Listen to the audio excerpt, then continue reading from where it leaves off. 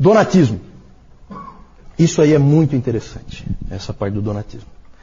As mudanças que ocorreram na igreja do quarto século produziram diversas reações. Uma delas, nós acabamos de ver, o surgimento do monasticismo.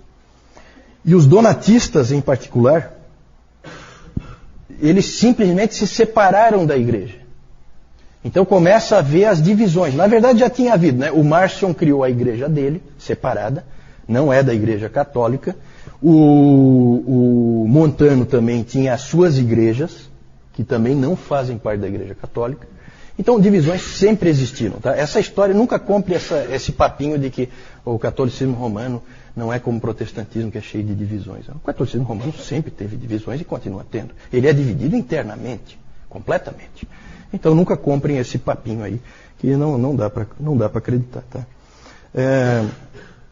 O donatismo, então, foi esse movimento de separação. E nós vamos ver por que eles se separaram.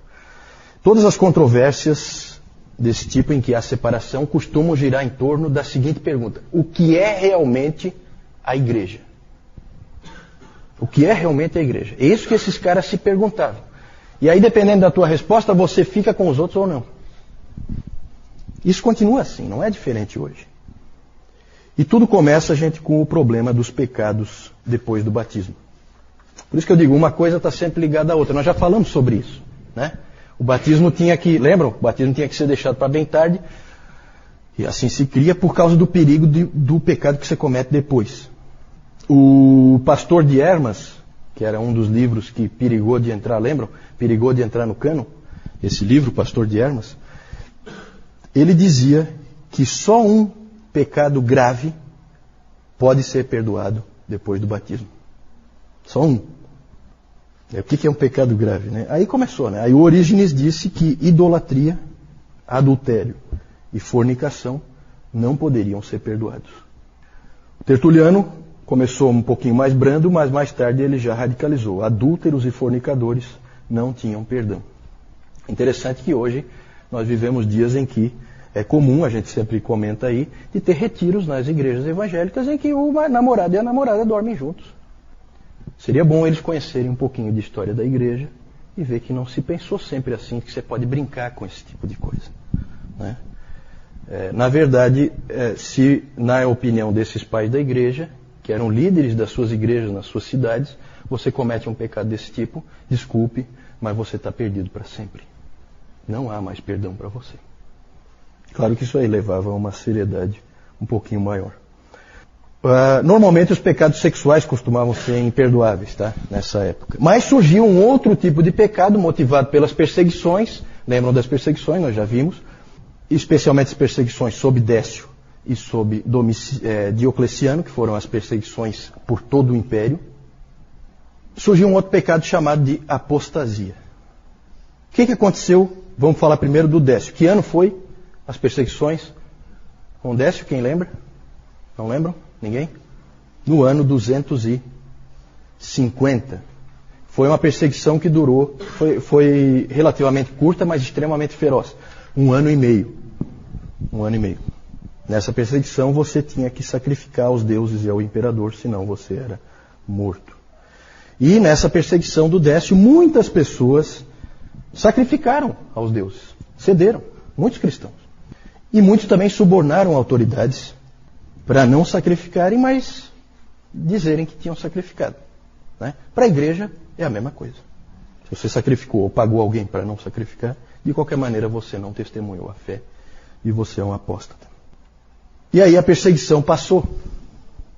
E aí boa parte dessas pessoas, o que aconteceu com elas? Elas se arrependeram do que tinham feito.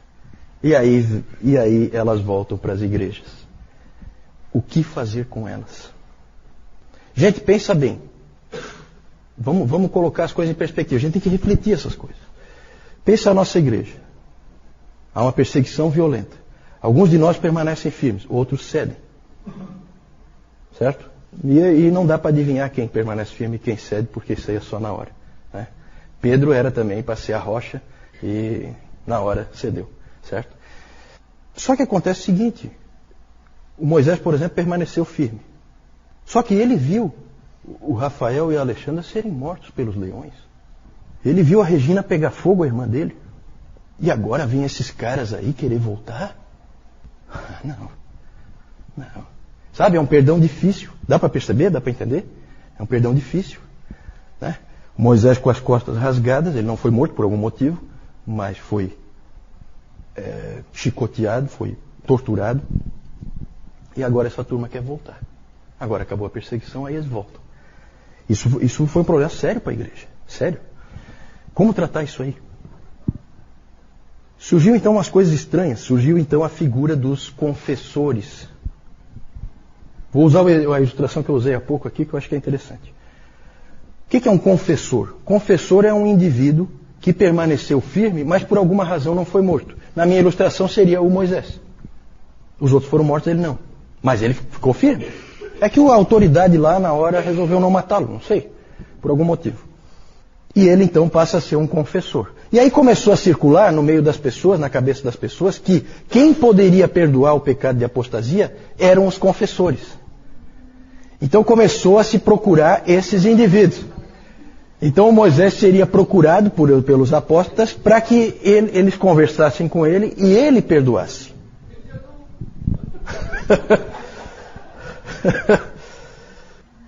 Muitas pessoas não se conformaram com isso, porque aí o Moisés, esses confessores, eles eram reverenciados, eles eram heróis. A igreja via eles como heróis. Né? Claro que os que morreram também, mas aquele era um herói vivo. Né? Então, isso aí levou a um problema na igreja e levou a vários tipos de posição. Muitas pessoas, porque aí o Moisés ele ouvia a pessoa e ele passava lá um sermão nela, não sei como é que ele fazia, e a pessoa então estava perdoada, podia voltar.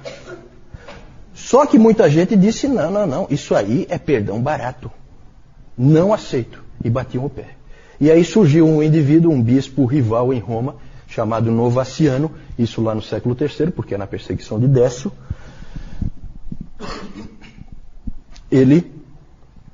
Esse Novaciano bateu o pé e disse, o ponto básico, né, do que ele ensinava, é que os que haviam cedido não podiam ser aceitos de volta. Nenhum. E a igreja novaciana se espalhou-se por muitos lugares, passou a ser uma igreja separada. Houve uma divisão em torno desse aspecto. Né? Ali a gente põe donatismo, porque o donatismo é parecido, só que veio depois. Já vou falar disso. É que o donatismo é maior. Mas o novacianismo é parecido, mesmo fenômeno. E aí quem se envolveu muito nessa discussão foi Cipriano, bispo de Cartago. O Cipriano, ele escreveu muito e ele disse o seguinte, não, as pessoas devem ser disciplinadas e aceitas de volta se estiverem realmente arrependidas, mediante disciplina. Normalmente essa disciplina é a excomunhão, o indivíduo fica fora da ceia. Lembram da ceia? A ceia é separada. Então você deixa de ser dos fiéis, você não entra mais lá. Mas você volta a ser aceito como cristão, você agora vai ser, por um bom tempo, você vai ser reanalisado, vai alguém encostar em você, vai te orientar e tal, vai fortalecer a tua fé. Esse era o pensamento que o Cipriano tinha. Só que ao mesmo tempo o Cipriano dizia, isso vale para os cristãos comuns, não vale para os bispos e presbíteros. Bispo e presbítero tem que ser um homem espiritual. Se não é espiritual, se foi lá e sacrificou para deuses, um abraço, até logo. Nisso o Cipriano conseguiu desagradar os dois lados, porque daí ele não ia nem para um lado nem para o outro. Né? Mas foi importante o que ele escreveu, né? Foi conduzindo a discussão. Ele dizia que deveria... Bom, já falei isso. Em 303 começa a perseguição sob Diocleciano. Essa dura 10 anos. E essa era uma perseguição diferente. Em vez de você sacrificar para os ídolos, o que você tinha que fazer era trazer as escrituras que você tivesse em casa, para serem queimadas em praça pública. Você trazia, entregava, e aí isso era queimado. Né? E você não era morto. Porque eles entendiam que se você entregou, você não é um cristão realmente. E muitas pessoas cederam. Essas pessoas foram chamadas de traditors. Os traditors. Que vem de tradere, que era trazer, entregar. Pessoas que entregavam. Daí vem o nosso termo traidor. Traidor. Traidor vem dessa palavra. Traidor vem desse evento histórico. Certo? É o indivíduo que vem e entrega aquilo que não era para ele ter entregado. Né? Os traditors. E aí o problema se repete. O que fazer com os traditors? Porque agora é em outra época, tá? Nós falamos de 250, perseguição sob Décio, agora é outra época. Mais de 50 anos depois. Perseguição sob Diocleciano. Só depois de 10 anos parou a perseguição. O que fazer com os traditors? O líder dos linha dura dessa vez chamava-se Donato. Era um bispo rival em Cartago, não em Roma, como Novaciano. E ele dizia, não tem como voltar, não aceito nenhum. E aí se criou então, ele se separou e se formou a igreja donatista, que era separada. E é interessante que é a igreja separada mesmo, tá?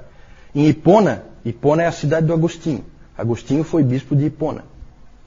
Na mesma rua de Hipona ficava a igreja do Agostinho e um pouquinho adiante a igreja donatista.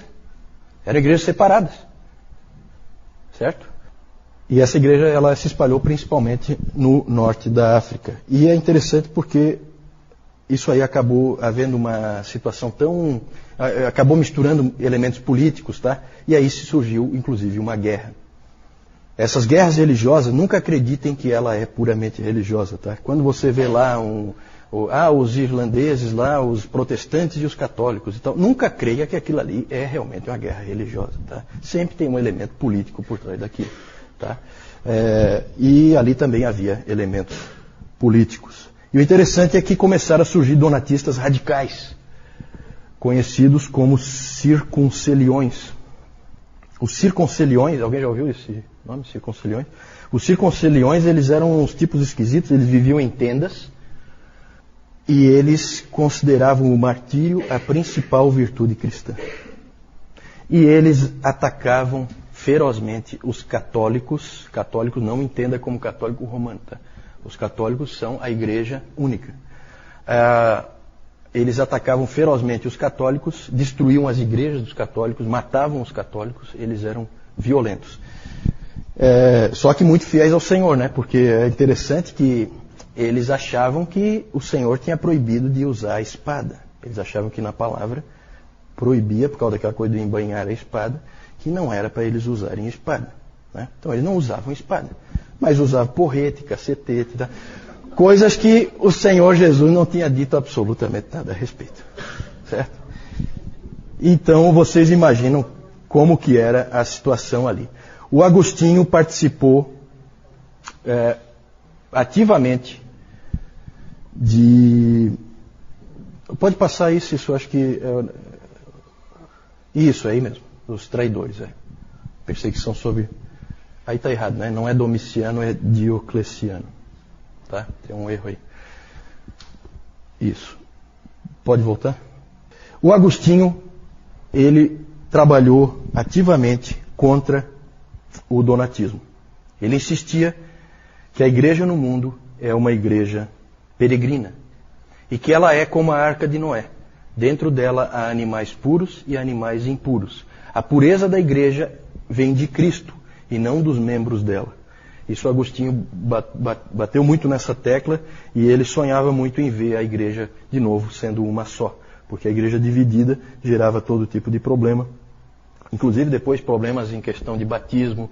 Se você era batizado na igreja donatista, valia para a igreja, né? Um se convertia para um lado, daí para o outro, e isso aí gerava todo tipo de problema.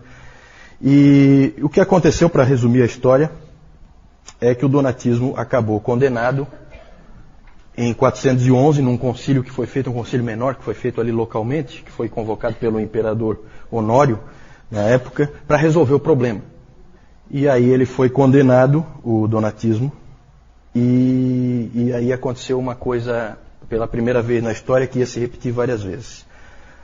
O donatismo foi condenado, e aí o imperador, pela força, obrigou todas as pessoas que estavam na igreja donatista a se converterem à igreja católica, certo?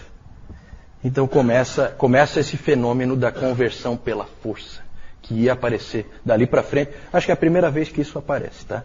E depois isso vai aparecer um monte de vezes, inclusive aqui na colonização da América, né?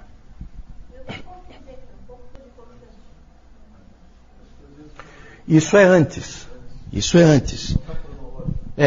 Como eu disse no domingo passado, né? Nós não estamos colocando cronologicamente. Por que está colocado aqui a perseguição do Décio e do Diocleciano, e aí a reação da igreja. Por que está colocado aqui? Porque o grande combatente do donatismo é Agostinho, que é posterior ao... Na verdade, onde colocar o donatismo? É difícil, por quê? Porque o donatismo começa ali, no século IV, certo? Em 303 começam as perseguições, em 313 cessam as perseguições. Acho que as datas não são exatamente essas, mas a igreja donatista, ela persistiu até a invasão muçulmana do norte da África no século VII. Então, onde que nós vamos encaixar? Na verdade, por que foi encaixado aqui? Foi encaixado aqui porque Agostinho é o grande combatente disso aí, certo? Então é só para agrupar. É como também quando nós falamos do Benedito. Nós trouxemos o Benedito um pouquinho para trás, a regra é de 540. Mas é só para encaixar num determinado tema, tá? É só uma questão de organização. Mas você tem razão, realmente, está aí um pouco fora de ordem. É que o novacianismo é anterior a Constantino e o donatismo é mais ou menos na época em que o Constantino vai aparecer. Realmente confunde um pouco, mas aí é uma questão da gente sentar com calma e se organizar. Já estou terminando aqui. Na verdade, a última informação que eu queria dar é essa. O Agostinho combateu fortemente o donatismo. Ele ficou contente que o Império e a Igreja Católica tenham prevalecido contra o donatismo, mas eu não sei se ele ficou tão contente com o uso da força para produzir conversões, né? E o Império usa